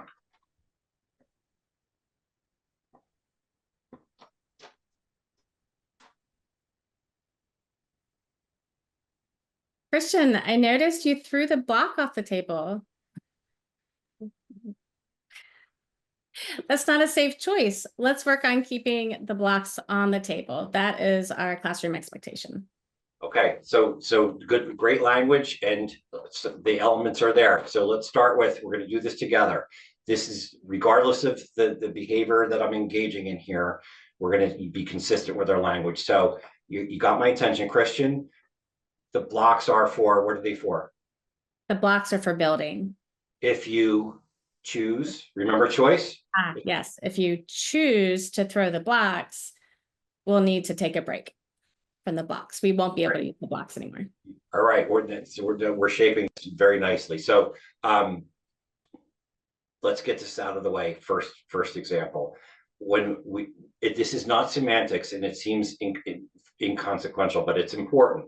When you set a limit, avoid using we, including yourself in the behavior. What has more influence? And we've all heard this 1,000 times, right? We don't hit our friends, right? What has more influence? We don't hit our friends, or you chose to hit your friend. Yeah, for sure. Right. So the blocks are for stacking. If you choose to throw the blocks, you won't be able to use the blocks anymore. Exactly. Or variation. You won't be able to use the blocks, or no more blocks for the rest of the morning, or I'll need to take them away. Right. Yeah. I'm going to just raise this up a little bit so you can see my face. Hopefully. Let's see. Okay. Well, that's better. Yeah. Perfect. All right. So I continue to play with the blocks. Christian, you chose to throw the blocks again. We discussed that if you throw blocks, you'll be done using them for today. let's go ahead and I'm going to move the blocks. Okay. Little bit less language. So Christian, you chose to throw the block again. Christian, So you what's the chose to throw the consequence? block. The consequence is that you may not use them anymore today. Okay. You chose to throw the blocks again, so no more blocks for today. But remember number 7, return some control back to me. You can choose dramatic play or art. Where do you choose to play? What about the blocks I just threw? Blocks are off limits for today. You could choose. What? So my question is, do I need to pick up the blocks that I just threw? What's the expectation there? I don't know. That wasn't set up. So for me, it would be a gauge of the kid's capacity. So this is where we can open up the chat too, because usually this results in a lot of really rich interaction discussion. So the consensus is, and I think this is probably we're all in agreement. I need to pick up those blocks that I threw before I make my next choice, right? So you chose to throw the blocks again, Christian. So no more blocks for the rest of the morning. You can choose sand and water or dramatic play. Before you make your choice, let's go pick up those blocks together, right? I'm so proud of you. Great job. You picked up those blocks. Now you can choose sand and water or art. Where do you choose to go? What if I'm dysregulated and I'm not ready to pick up those blocks? And what do we do? Yeah, I guess we're looking for choice. We offer choices that are going to support coming back to regulation. Remember, regulate before reasoning. So I'm dysregulated. I'm having a strong feeling. Christian, you're having a strong feeling. You chose to throw those blocks. Let's go to the calm down area. And when you're ready, we'll pick up those blocks together. And then you can make your next Coming choice. to mind for me is a lot of times with the, what we think of as undesired or negative behavior. In our example, I have no idea. I mean, you threw the blocks to evoke this conversation, but for kids, when they're engaging in this non-desirable behavior, we might have some insight about what's driving it. So that could help inform, man, you are really wanting to throw something, or you're wanting an activity with a big sound, or how does, that can help inform the next steps in a way that is going to kind of meet that need and lead to regulation. Yeah, and remember, so in terms of naming feelings and being co-regulating, what if, and then we're going to follow limit setting with self-regulation through challenging tasks and counter through play. So what if I was frustrated because the blocks weren't stacking the way I wanted them to. Right. So the co-regulating statement might be, I can see you're frustrated. You're trying to stack those blocks and it's making you feel frustrated. That's where you might say, let's do this together. Right. And then you're going to use the strategy that we're going to get to, but that's being co-regulating. I can see you're frustrated, but the blocks are not for throwing, they're for stacking. Let's do this together. Right. And then you're going to infuse the strategy that we're going to get to next in an interaction. Right. But you still want to set the limit. Right. I can acknowledge the frustration, validate my feeling, but still set the limit. I can see you're frustrated, but those blocks need to stay on the table. If you choose to throw them, I'm going to have to take them away, or no more blocks for the rest of the morning. Which leads me to AM and PM play. So if I threw the blocks in the morning, you'll get a chance to use them this afternoon. So give me an opportunity to use that material correctly in the afternoon. If I throw them in the afternoon, no more blocks for the rest of the day. You'll get a chance to use them tomorrow. But we never want a consequence to extend past that current day. Right. For those of us, that was a lot of information all at once, and I know you're going to do different examples, but so that we can internalize this one. Christine, can you throw a block? And Christian, can you walk through exactly what you did as if it was the second time she was throwing the block from your language? Sure. Christine, you chose to throw the block again, so no more blocks for the rest of the morning. You can choose dramatic play or art. Where do you choose to go? But before we do that, let's go pick up the blocks together. Okay. I was on mute. Awesome. Great. Keep rolling. Next one, I'm going to do some art. I've got glue stick and some pom-poms. So I'm going to put the pom-poms on the paper. Christian, we use our glue stick on the paper. No, wait. Ah, Glue stick is man. it's a common pitfall. It's a Irons. habit. It's a habit that that many of us have. So this is why we're practicing it, because Yes. watching me do it or seeing video is different than practicing this. So Glue sticks are for paper.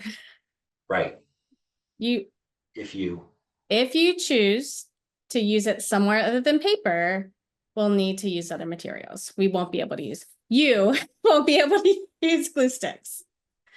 got it, right? See, it has to become just a response, like a reflex, and this is why we're practicing this. And we joked that we were going to catch you off guard today, but this is the idea of it, right? This is because this is real world. This is children catch you off guard and you have to just react and respond. So this language and the strategy has to just become natural to you. The glue stick belongs on the paper. If you choose to put it on your face, no more glue stick for this morning, right? Christian, I'm noticing You chose to? you chose to use the glue stick on your face again. This tells me we are done with the glue stick. We can continue to make art with other materials. Oh, man. Other materials are available for art. You chose to put the You glue chose stick on. to use the glue stick on something other than paper. So That is off limits. no more glue stick. No more glue stick. You can choose You could choose to use other materials or make a different activity choice. right. So let's say that the consequences is leaving the art and going to another center. So no more art for today. You can choose blocks or sand and water. Where do you choose to go? Right. But I think your idea is you're going to remove the glue stick. No more glue stick, but you can continue to use art, and that's okay too. The natural consequence just needs to be that this is no longer a choice for me, right? Yeah. All right, let's do another one. Let's stay in art because Christian likes to do art. So I've got glue. It's stuck. Let's see if it'll. This one isn't working, but I have another one. Let's see if this one works. This is making me feel frustrated. Okay.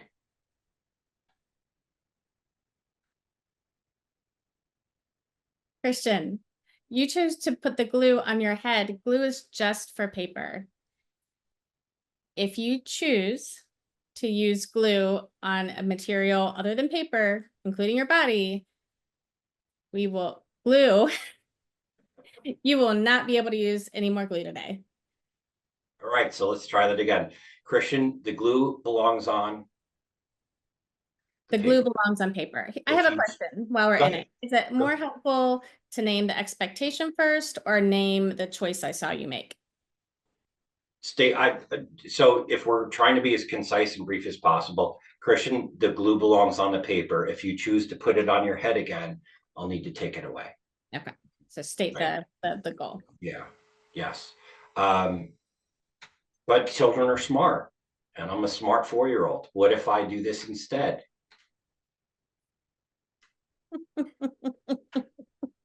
You are really taking one for the team here. I travel around the country eating glue. That's my career. This is great. It needs to go in your resume. All right, so but I didn't put it on my hair. It is not on the paper. Our option for glue is You chose to put the glue somewhere other than paper. So no more glue. No more glue for today. You can choose blocks or dramatic play. Where do you choose to go? Yeah. Right. You see how from behavior to behavior, it's still the same language. Go ahead, Erin. This is so good that I think other people might need the resource that I'm going to ask you for. Can you come back to your computer and share your screen and go back 4 slides for your limit setting poster? Yes. Oh, yeah. All of us as we're watching. Want me to do that now? Yeah, can you? Because then because in our own minds, I'm trying to practice. Oh, yeah. Because that's what you don't need this anyway. Okay, hold on. How do I do this? Bravely doing. And then each one of us can follow along and try to do each step in our own minds. And while you're doing that, I just want to really appreciate Christine and her courage and braveness and vulnerability. Because normally Christian would ask for volunteers, from the audience, but because of this format, we weren't able to do that. So Christine volunteered to be the guinea pig, and Yes, and you're doing great. yes. So, I mean, it's so powerful. The go-to, the language, that neurological wiring, it all wants to be we. Woo, where's that? All right, I'm not very tech savvy. How do I just get rid of this screen and get back to my Share, and it'll automatically fix it. Just go to share and then, yeah. Okay, there we go. Perfect. And then back to that, Mr. Please, would be wonderful. I'm just open the Q&A, and I see that a teacher, someone, Giannina, immediately went to back to the block example, to the support with helping building if there was frustration around not being able to build as successfully as the child was hoping. Yes. And then there was a question, and this is kind of where I went when you asked about, do we ask them to pick it up? I'm kind of depending on, like, I'm going to pick my battles. Do I feel like we can stop the activity, pick up the blocks, and make a successful transition? So Anna asked, what if he doesn't want to pick up the toys, if he refuses to clean them up? Do we choose to dig in there and require that if we haven't stated that explicitly, or do we try to find a success? That's such a great question, and it's a reflection of how challenging your work is, and it's easier said than done. I think that you know your child. If you are making progress with a child who's consistently challenging, and if you get a child that is for a very long time, it took a lot of work to finally get to a point where that child is accepting the consequence. And so is adding that layer of, I need you to pick up those blocks, is that going to result in a strong reaction? I think if you're shaping the behavior in a positive direction, then maybe that's something that you that you forego, and then just return that control. You can choose dramatic play or art. Where do you choose to go? But blocks are not a choice. Right. So for glue, jump in and practice along with those who might want to practice. For either you're eating the glue stick, or you put the glue in your hair, or it was on your tongue, we first are getting your attention. Christian, you put glue on your hair. Glue is for the paper. If you choose to put glue anywhere but paper again, we're done with glue. You're done with glue for today. Even did we, right? So then is it that type of a sequence, Christian? Yes. And so we can skip the feeling if we don't know what their feeling or intention was. Because I see number 2, maybe we don't know what their feeling is in the moment. We're just describing the behavior. Exactly. So it's if you can co-regulate, then you do that. If it's observable behavior, or you know what the intention is, then you're going to acknowledge that as well and infuse that step, or use that step. Okay. One of the if you noticed when Gabriella wrote on my hand, I said, I'm not for writing on. I know that conscious discipline is big on not stating the negative. Part of, I think, why that's important is because you're using fewer words, right? You just tell the child what the expectation is, and if you choose to do it again. To me, the exception, and this is my personal opinion and my professional experience, is that I feel like if it involves a boundary violation, I feel like it's okay. I think it's actually a good thing to model that language for a young child. And the reason is that very sadly, there's a high percentage of young children who are touched inappropriately at a young age, and the majority of those are female. So to model that language, I don't like when you touch me, or I'm not for touching, that way. I think is appropriate to do. I'm not for writing on. I'm not for hitting. right? But other behaviors, I think that you just want to focus on stating the positive, right? That makes a lot of sense.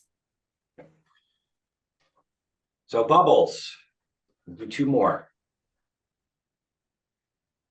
Hold on 1 second. I gotta make, I want to see you big. I see your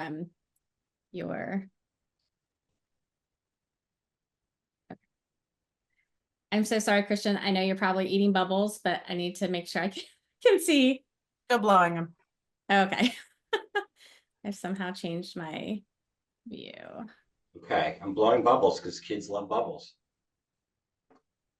Okay, here we go. Christian, bubbles are for blowing. Bubbles are for blowing. You may not drink the bubbles. That's not safe. You chose to drink the bubbles. If Christian, the bubbles are for blowing, if you choose to. drink the bubbles, we will be done with bubbles. So, you will be done with bubbles for today. There you go. The bubbles are for drink. The bubbles are for blowing. If you choose to drink the bubbles again, I'll need to take them away. Christine, cheers. Christian, you chose to drink the bubbles. I'm going to take them. We can choose dramatic play or so. Oh, I did it again. I didn't even know it. We chose to drink the bubbles again. We chose So- to drink the bubbles again. So the bubbles are off limits. You may You- not use the bubbles anymore. Your choose. choices are sensory play or dramatic play. There you go. You can choose. You chose to drink the bubbles again. No more bubbles for today. You can choose dramatic play or art. Where do you choose to go? All right, let's do one more. I'm going to draw. And remember, describing play, framing play as a choice or decision while narrating or describing. So I'm in art and I've got markers. You chose the red marker and you're making red circles and you're going around and around, and you put the cap back on the red and you chose green. You're making green lines across the bottom of the page, back and forth. Put the cap back on the red and you chose black. Christian, you're choosing to use the marker on your face. Markers are for paper. You need to keep the markers on the paper or we will be done using markers for today. All right, Using the markers are for paper. if you choose to. Use the marker on your face. You will be done using markers. There you go. Short and concise, right? Remember receptive language, right? Emerging. The markers belong on the paper. If you choose to draw on your face again, no more markers. Okay. Markers are for paper.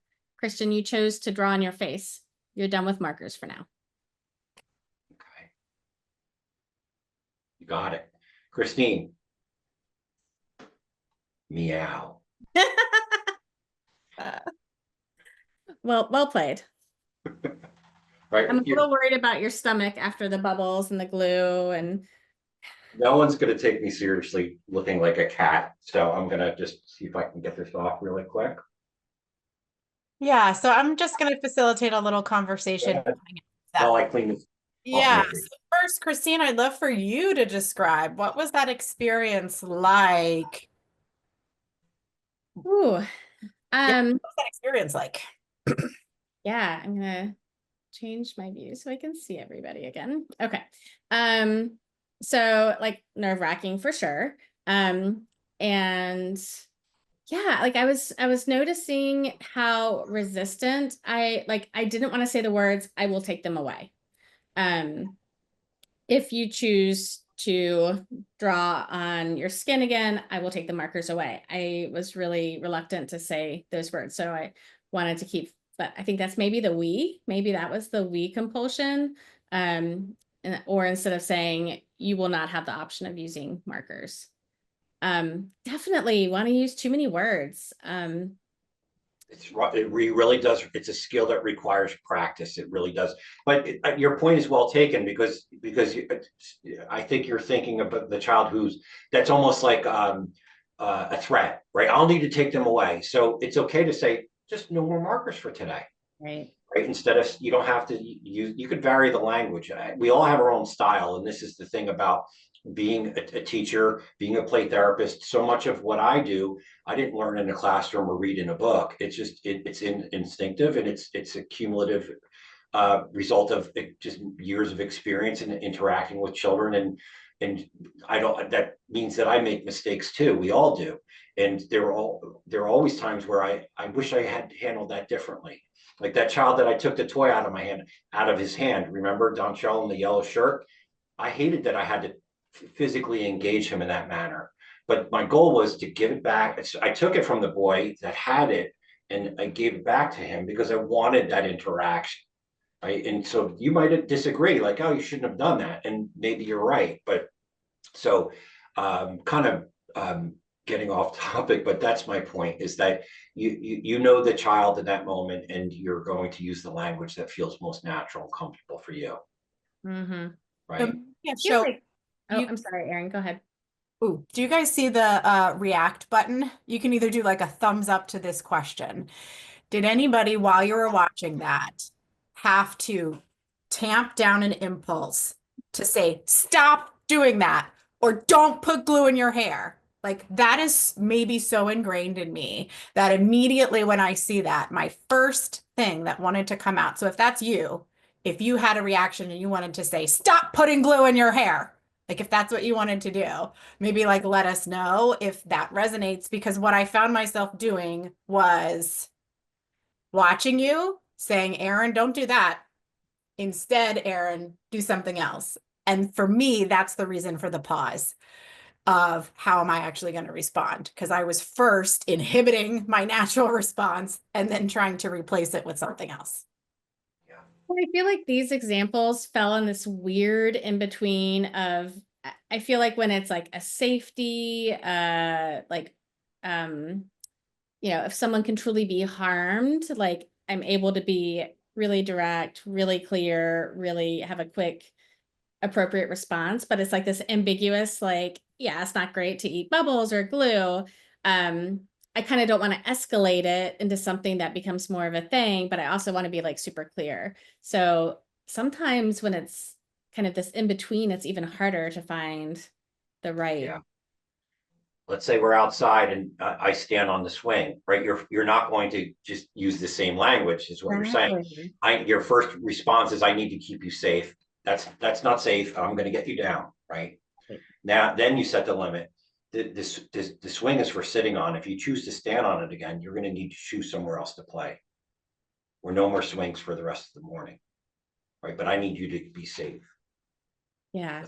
And that's where like my like sense of willingness to say, I can't let you, like that I have no barriers or boundary, like that feels really comfortable and yeah.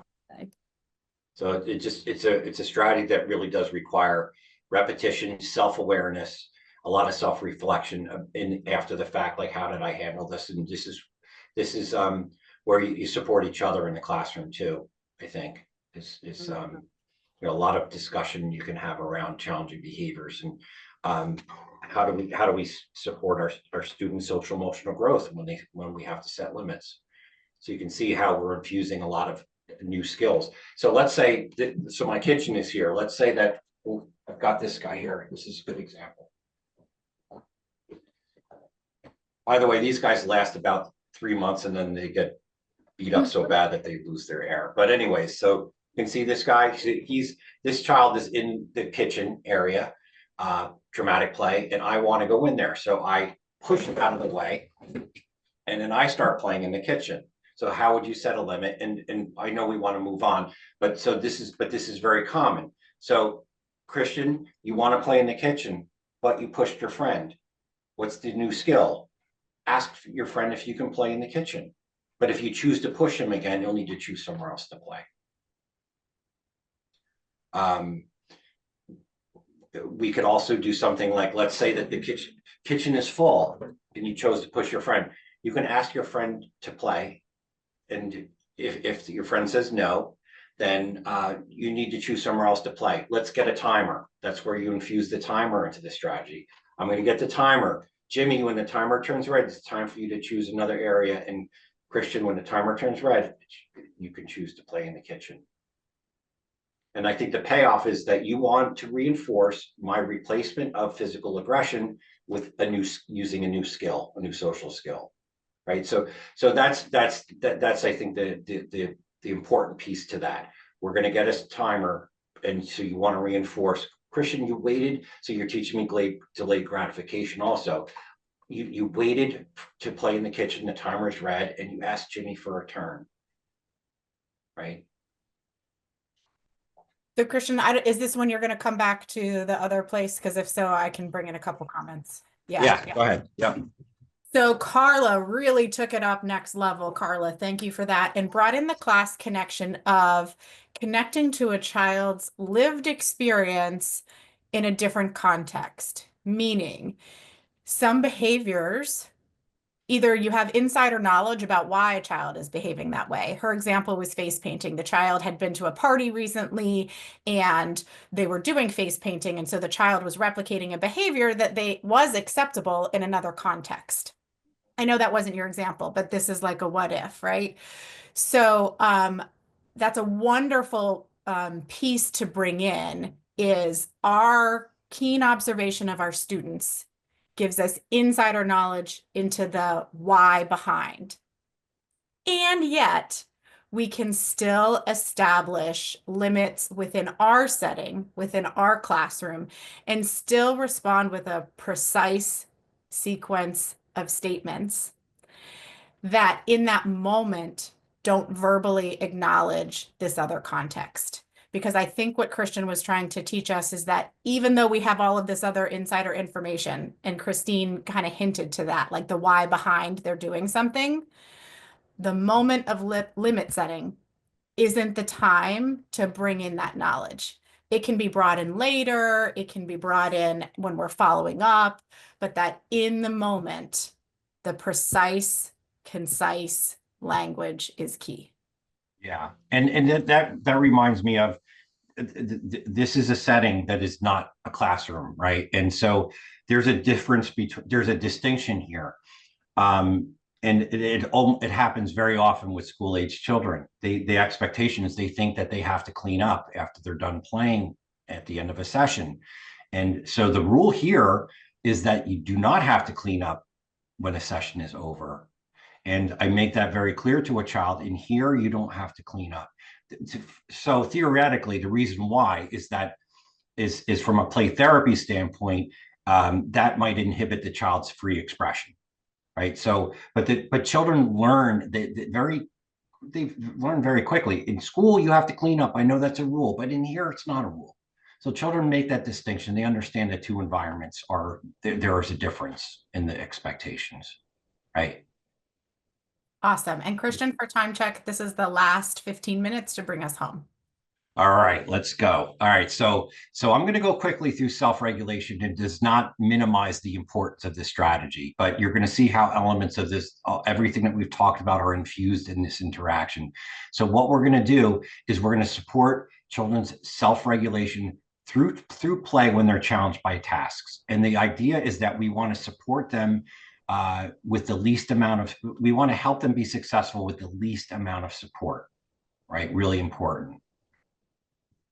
And it is a result of exposure, and begins at birth, right? All these interactions, exposure helps children build self-regulation. And there's research that shows, and something that is a priority for me when I'm observing, working with a 3 or 4-year-old, is I want I look for, how does that child manage frustration? What is their frustration tolerance when they're challenged by a task? And very much like setting limits, the value of doing this, or the beauty of doing this through play, is that is self-initiated. So the child is motivated to use that item, even though they're going to be challenged by it. So we want the child to struggle. I'm not showing this whole video. This is what not to do, but this is why I'm showing it. This is a child that I was not very attuned. This is, if I had this interaction today, I would have intervened and supported that child a lot sooner. And you're going to see through, if you're attuned to this child, you're going to see how he starts shaking the car, he starts slamming the roof. And so that's a child that we want to support his ability to tolerate frustration in measurable or manageable doses. Really hard. Pushed it towards me, but you can keep trying. Let's see. Doesn't look like it's fitting that way. Is there another way you think you could try? Oh, you're turning it around. Almost. Oh, I think you had it the other way. There you go. Almost. You need to line it up. It looks like you have an idea. You're pushing really hard. Oh, it's not. You were very close. And you do it? Oh, keep trying. Do it the way that you just had it. Stress in tolerable doses builds resilience. And that was just the beginning of this very prolonged interaction where I did not support him soon enough. We want to return responsibility to the child when they are challenged by a task, right? So the phrase is, that's something you can do if you try, or I know you can do it, or let's do it together, right? That's the language we want to use. We've covered this, but this is where you're infusing the strategy as well, right? You're narrating the child's play, describing it while they're engaged. Trying to unlock that one. You did it. Now it looks like you just need to lift it up. If you lift that up, it'll open. Here. You did it. You opened up that door. Looks like you want to try to open that one now, unlock it. You lifted it up. You opened it. You opened another one all by yourself. So you're deciding which one to try next. You unlock that one. You lifted up the latch. You opened it. And you look excited and surprised. You see, and you know all the animals behind that door. So narrating, describing. So why is that a value? That attuned, 100% attuned focus on that child, they're more likely to remain engaged in that activity. So we're also lengthening attention span and focus through these natural organic interactions. We want to acknowledge effort. This is the truth. This is literally the first time I engage this child in play, and I'm going to track this interaction where I'm counting how many times I acknowledge the child's effort, and you're going to hear him start to internalize this very quickly within a few minutes. And this is why this is so important. The idea behind this strategy, one of the main benefits is we want to build resilience, that children are going to internalize the value of hard work and not giving up when they're challenged by a task. And that's going to reap benefits when academic tasks get more and more challenging as they go through elementary school and on. So this is this interaction.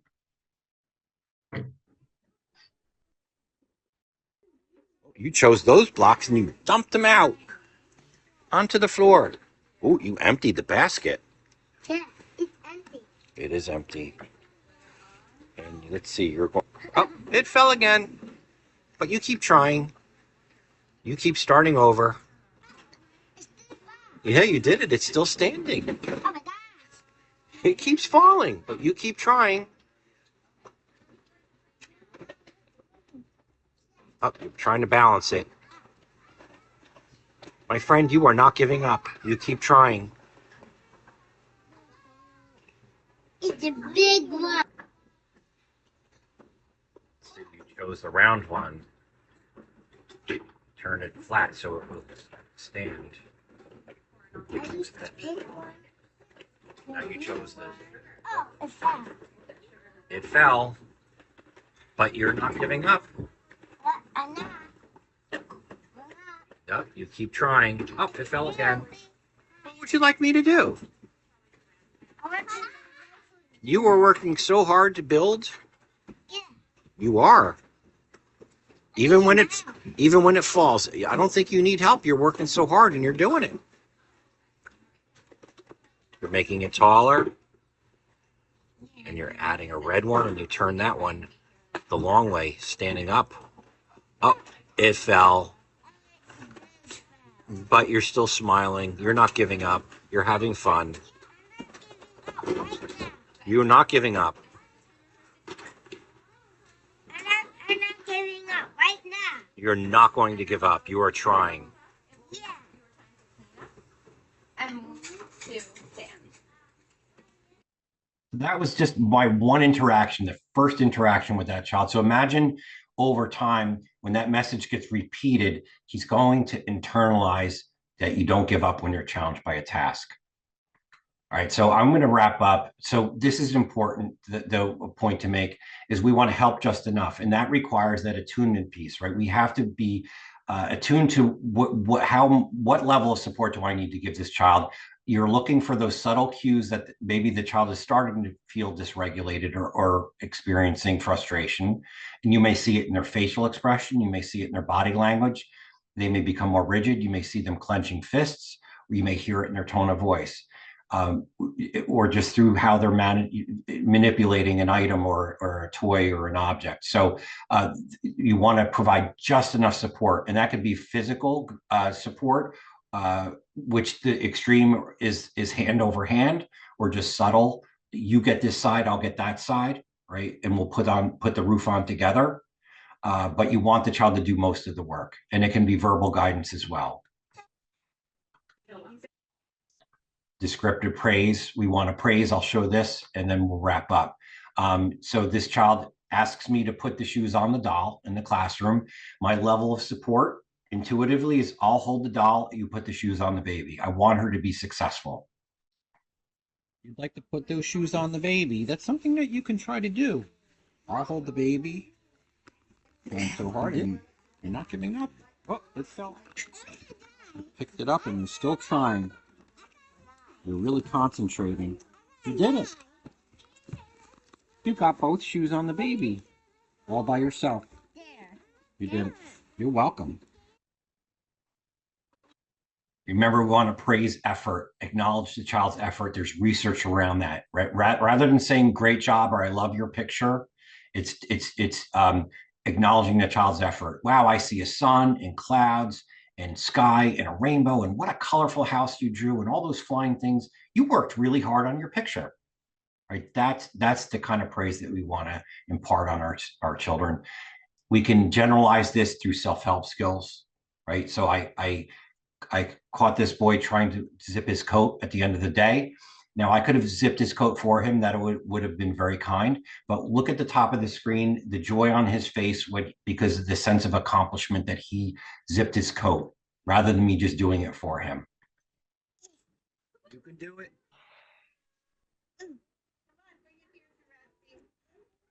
Hold right here and pull it up. You're trying. It's not easy, but you're trying. Pull it up. Keep going. You did it. You were 5. Way to go. You got your coat zipped. Right? He would have not reacted with that level of that joy and pride in himself if I had just zipped it for him.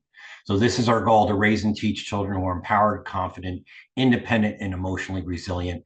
And these are a few clips of children that have internalized the importance of hard work.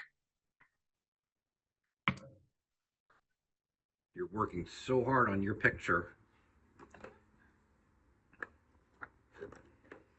And now you chose another color blue. And you decided to add that next to the yellow. The under. And under. You have a plan. Yep. I'm working so hard. You are working so hard. Concentrating. And you're being very careful about which colors you want to choose and add to your picture. I had to work hard. That's music to my ears when a child is internalized that message. Sometimes it falls a million times. Don't give up. That's right. You are not giving up. You're trying so hard. Oh no. Oh, it fell, but you're not giving up. I'm still not giving up. That's right. You're working so hard. Did it. And you look how tall it's getting. You're adding another one. Because you're not giving up. You keep trying. Oh, and it fell. But you're trying again. And I'm still not giving up. You're still not. You keep trying. Even though it's falling, you're not giving up. The giving up is for somebody who doesn't believe. That's right. You have to believe in yourself. And keep trying. Do you believe in yourself? I do. I believe in myself, and you believe in yourself. 5 more minutes. Minute. You've been working so hard, trying to stack these and make them really high. Can you help me? You don't need help. You've been stacking these really high for a while, and you haven't given up because you believe in yourself. Here's a 3-year-old trying to get the roof on the plane. You're trying. You don't think you can do it. I think you can if you try. Oh, man. You can do it. Can you do it? I know you can do it. Zero. Almost. Oh, let's try it again. You can do it. Keep trying. I got it. You did it. Give me 5. You did it. All by yourself. You got that roof on. So I'm going to end with a story about Michael. Michael was 3 years old when I started working with him. I remember the puppy's name was Trucker. Michael's mom was not in his life. His dad had an addiction, so he was removed by Child Protective Services and placed in foster care with his grandparents. So I started doing play therapy with Michael, saw him for well over a year while his dad did everything that the court asked of him. He went to counseling, he got clean and sober, he would submit drug tests, supervised visitation. And so we got to a point after over a year where I went to the judge, and this is work that probably I'm most proud of in my career, is I did that reunification work between a child removed from the care of a parent or caregiver. So I did play therapy between Michael and his dad, sharing the same strategies that I've shared with you all this morning, coaching dad to play with Michael, rebuild that, repair that relationship between him and his son. And Michael's dad was doing wonderfully. Michael was so happy. They were so connected to each other, and he was on track to get Michael back. On his birthday, dad goes out, relapses, and dies of an overdose. 3 days later, I'll never forget this. Michael's grandmother calls me and says, Michael wants to see you. She brings Michael to my office. We walk into my playroom, and I can't do this here. I'm going to sit, but general, I'm sitting, but I always sit on the floor. I'm down on the child's level when I play with a child. So we walk into the playroom, we sit on the floor. He puts his head in my lap and he cries for 10 minutes. After 10 minutes, he stands up and looks at me and says, can we play now? 10 years later, I get this message on Facebook from Michael's grandmother. Hadn't heard anything from them. And this is what she wrote. Just a quick note to let you know that Michael ended his school year a few days ago and racked up on awards and medals. He started a new school this year and applied and was accepted into their leadership program. Part of the application was to let them know who, if anyone, had an impact in his life. He told his story and let the panel know that you and his running coach were 2 people who made him realize he could do anything he put his mind to. So thank you for doing what you do. He's still a quiet kid, but has learned to move mountains. And this is Michael today. Relationships are the agent of change, and the most powerful therapy is human love. Remember, you can have a greater impact on your students than I can as a play therapist. And this is my message to you. Use your personality, your smile, your touch, your voice. You, the teacher, are the most powerful learning tool. Now, I'm not handing you off to Becker's sad. So I'm going to share one more video. But so I was trying to capture a solid transition because the play session had ended with this boy, Nicholas. And this is what he said. And this is the wish that I have for you, is this is the kind of climate that you create in your classroom and how children feel about coming into school. This is a building for kids to be happy because you're here. Mr. Christian. Thank you, everyone.